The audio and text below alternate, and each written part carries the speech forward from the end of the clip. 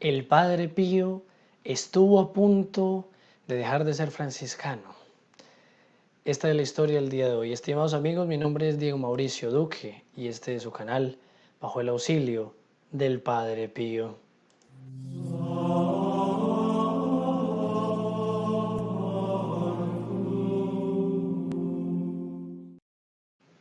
Bueno, ¿cómo es eso? El Padre Pío, que es un franciscano capuchino, que siempre lo hemos visto con su hábito, ¿cómo es que él iba a dejar de ser franciscano? Vamos a seguir leyendo un libro que se llama Breve Historia de un Santo del Padre Gabriele Amort. Recordemos que el Padre Amort fue uno de los grandes exorcistas del siglo XX y el exorcista del Vaticano.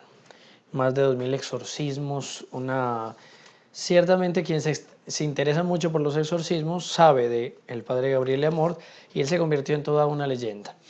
Ahora, el Padre Amort, él nos va a hablar del Padre Pío. Él nos va a decir qué es esa vida del Padre Pío de una manera muy sencilla y es la que estamos leyendo. Entonces, hemos estado haciendo videos sobre este libro, los de la semana pasada son de este libro, y vamos a continuar. Nosotros nos habíamos quedado en que el Padre Pío, a raíz de su enfermedad, que estaba muy débil de salud, que también no se sabía exactamente qué era, él tuvo que dejar el convento muchas veces e ir a Pietrelcina, ir a donde él había nacido, su tierra natal. Eso para él era una gran penitencia. Entonces el Padre Amort sigue diciendo esto. Este fue el motivo por el que el Padre Pío iba a pasar 7 años en Pietrelcina. Entre esas idas y venidas, entre que lo mandaban para que se mejorara, 1909, desde 1909 a 1916, con su continuo ir y venir de un convento a otro, con la esperanza de poder quedarse, pero inútilmente, no lograba quedarse. En cuanto estaba un poco mejor, los superiores se precipitaban y lo destinaban a un convento. Pero enseguida empezaba una molestia en el estómago. Recordemos que él no podía ni tomar agua, ni una cucharada de agua le asentaba en el estómago cuando él estaba fuera de Pietrelcina. Por lo que el superior local se veía obligado a enviarle de nuevo a su pueblo. Podemos imaginar el disgusto del Padre Pío, que aspiraba con todas sus fuerzas a vivir la vida conventual y se veía siempre obligado a dejarla. Añadimos a esto también el disgusto de los superiores que no sabían a dónde destinar a este fraile que enfermaba en cualquier lugar a donde le enviaban. Ya ahí era un dolor para el Padre Pío, ya era algo que le afectaba mucho, pero que a la vez era una penitencia que él tenía que aceptar, era un sufrimiento que él tenía que aceptar. Ese Padre Pío que está en medio de todas esas adversidades, pues a él se le va a llegar a proponer algo que va a ser muy doloroso para él, pero que en todo caso era también algo que Dios le pedía. A él le van a decir entonces que tal vez no sea franciscano. Vamos a ver cómo sigue esta historia. Yo les recuerdo antes que ustedes pueden estar en la Santa Misa del mes que sigue, ya para marzo, porque esa misa es por ustedes, primero por los hijos protegidos del Padre Pío, después por todos los que se han inscrito en el link que está aquí abajo y han cumplido 3 requisitos. Se han suscrito, le han dado a la campanita y lo han compartido. No solo ustedes, todos los que ustedes quieran incluir allí porque están enfermos, porque necesitan conversión, por cualquier cosa, estén en esa misa. Simplemente con el hecho de ustedes mandarles un video de este canal, ellos ya van a estar en esa Santa Misa. Si ustedes ya están inscritos en ese link de aquí abajo, solamente necesitan compartirlo nuevamente para entrar a la misa de este mes que llega, que ya es marzo. La misa de febrero fue hecha ya el día de ayer. Y recuerden que el me gusta es un símbolo de que le estamos pidiendo al Padre Pío su bendición. Vamos entonces a entrar en esta materia. ¿Tenía caso, dice el Padre Amort, que abandonar la vida franciscana y ser un sacerdote diocesano? Ustedes saben que el sacerdote diocesano es el sacerdote que nosotros vemos en las parroquias comúnmente. Sin embargo, hay sacerdotes que son religiosos, entonces son dominicos, en el caso del Padre Pío son franciscanos, etcétera, etcétera. La vida de religión, o sea, la vida de un religioso es mucho más, digamos, elevada, es mucho más digna, por decir así, que la vida en el pueblo, la vida con el pueblo. El sacerdote es el mismo uno u otro, pero la vida que lleva es mucho más sublime la vida de un religioso.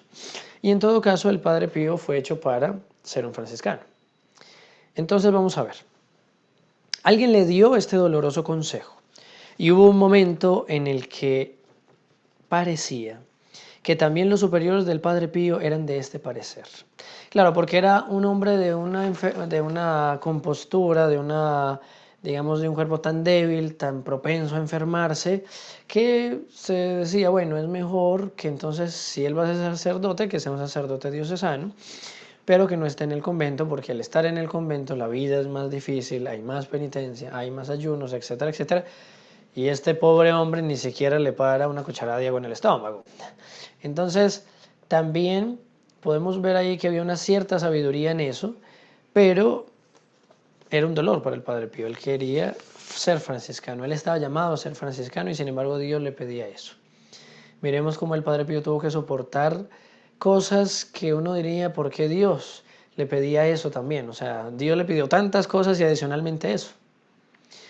Nosotros entonces no nos quejemos cuando Dios nos pida ciertas cosas que a veces como que, Señor, esto es innecesario. Para Dios nada es innecesario. Muy bien.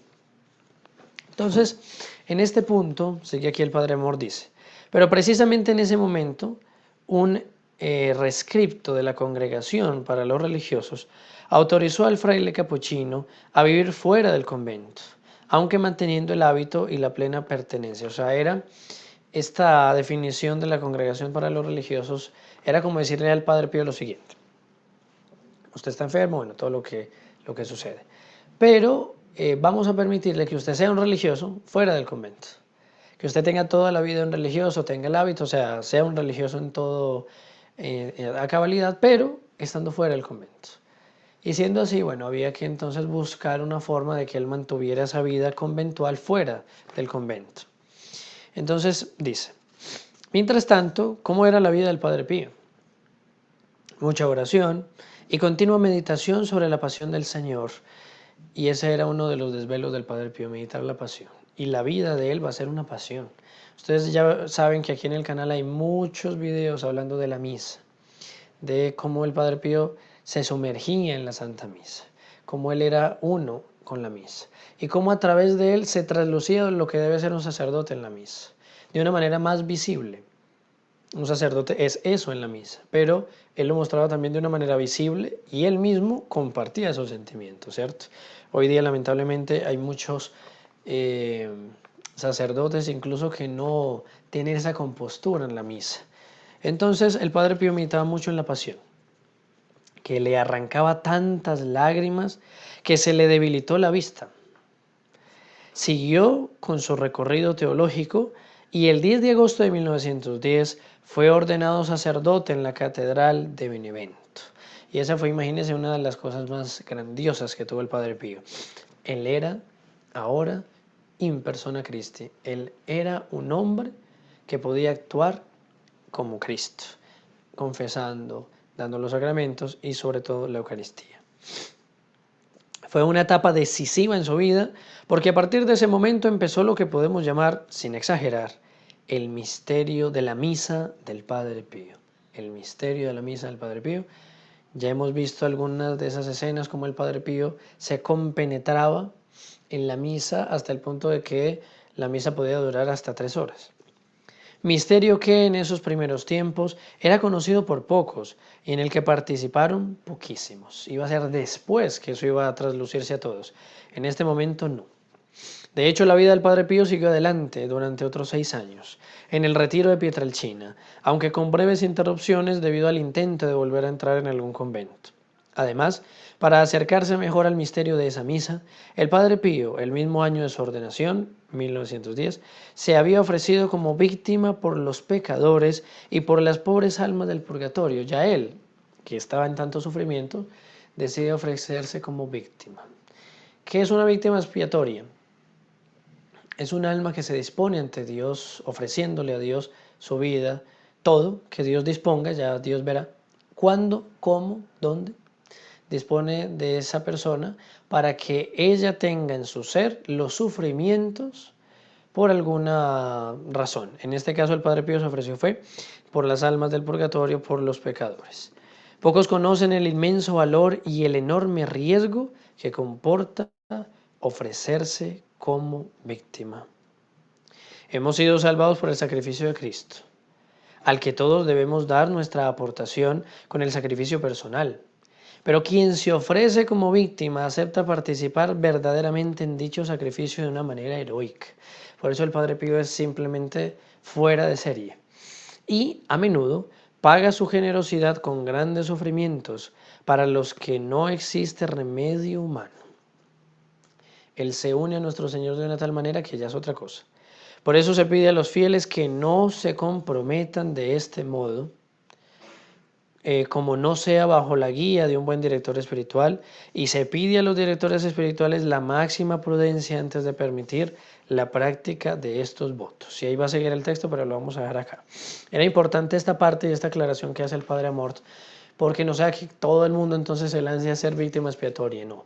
Es una cosa muy seria y es algo que Dios pide al alma y que entonces el alma corresponde y dice a Dios, sí, me ofrezco. No es algo porque sí. Es algo que es necesario pensar, es necesario orar y que Dios nos pide. Y por tanto, o sea, es Dios el que nos va a pedir eso, si es que, pero no es a todo el mundo que lo pide y rara vez ya hoy en día nuestro Señor lo pide porque somos muy débiles y de manera espiritual mucho más. Así que no nos creamos demasiado fuertes con esto. El Padre Pío, sin embargo, él se ofreció. Y se ofreció de una manera espectacular, o sea, simplemente no hay un término para eso, porque fue una tal entrega que no podemos definirla. Luego tenemos, por ejemplo, el ejemplo de Santa Teresita, valga esa redundancia, tenemos el ejemplo de Santa Teresita, el Niño Jesús, que ya se ofreció, pero se ofreció también como una víctima para la gloria de Dios, para que se instaurara en la tierra ese reino de nuestro Señor, y que ella se ofreció también por los que iban a encargarse de restaurar para Cristo las cosas aquí en la tierra. Entonces, una u otra es un sentido u otro de un ofrecimiento, en este caso del Padre Pío. Recuerden que ese hombre, el que estamos hablando, que es el Padre Pío, es del que podemos tener gratuitamente su estampa para tener su mirada.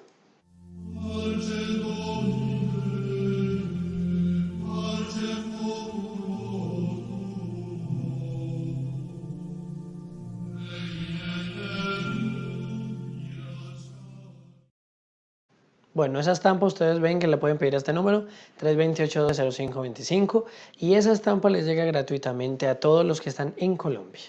No se envía fuera de Colombia, muchas personas preguntan, no les respondemos a todas porque ya lo decimos en los videos, no se envía sino dentro de Colombia por el momento porque no tenemos otra opción, ¿cierto? Es muy costoso enviarlo fuera. ¿Por qué se envía y qué costo tiene? Es gratuito. ¿Cómo así entonces que si tiene un costo? Sí hay un costo. Cuando ustedes la reciban, yo les pido que ustedes recen 3 Ave Marías. ¿Por quiénes? Por el grupo de los hijos protegidos del Padre Pío. Ese grupo nosotros lo creamos con el fin de juntar allí a todas las personas que quieren hacer una donación cada mes para que esas estampas lleguen gratuitamente, pero adicionalmente para que reciban la vigilia, este es un nombre en las vigilias, estén en las misas, todas las misas que hacemos, para que de una manera especial estén unidos al Padre Pío y son ellos los que unidos a nosotros quieren cumplir una misión. El link para inscribirse está aquí abajo, como está señalando aquí la flechita. Restaurar todas las cosas en Cristo. Si nosotros queremos el reino de nuestro Señor, queremos restaurar las cosas en Cristo, necesitamos a fuerza de lidia, necesitamos a como de lugar, unirnos a nuestro Señor y unirnos a través, digamos, del Padre Pío de nuestro Señor, para restaurar todas esas cosas en Cristo de manera que nosotros podamos no solamente la oración, que es lo más esencial, sino también ora et labora, también hacer algo. Y ese hacer puede ser a través de la donación, puede ser a través del me gusta, puede ser a través del compartir, etcétera, etcétera.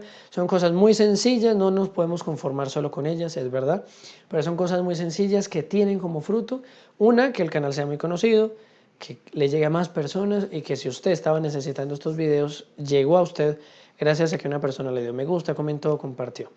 Pues usted también hágalo para que llegue a otras personas. Vamos a dejar el video del día de hoy, continuamos esta lectura que dejamos acá el día miércoles y que el Padre Pío les bendiga abundantemente.